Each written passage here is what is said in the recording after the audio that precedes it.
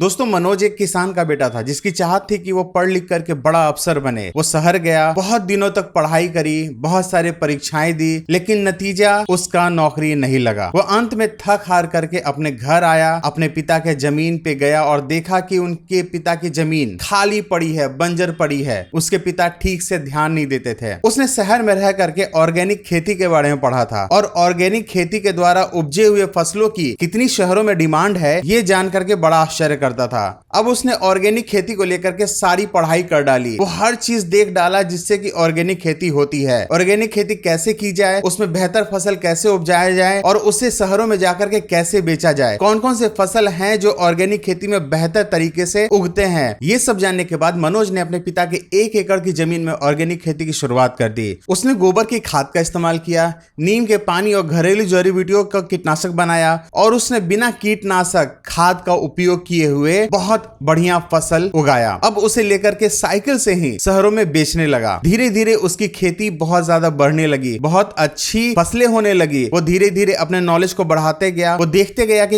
इसमें क्या क्या उपयोग करें कि जिससे कि उसकी पैदावार ज्यादा से ज्यादा हो और बिना खाद और कीटनाशक की हो। धीरे धीरे उसका सेल बढ़ते गया। अब उसने 5 एकड़ में खेती करनी शुरू कर दी है और अपने पास 7 से 8 लड़कों को नौकरी पे रखा हुआ है। तो दोस्तों अगर चाह हो ना तो आप कहीं से भी रुपया निकाल सकते हो। कोशिश करनी होती है कुछ अलग करने की, मेहनत करने की, लगन करने की और सीखने की। अगर आपने सीखने का जज्बा है तो आप किसी भी चीज से पैसे निकाल ही लोगे।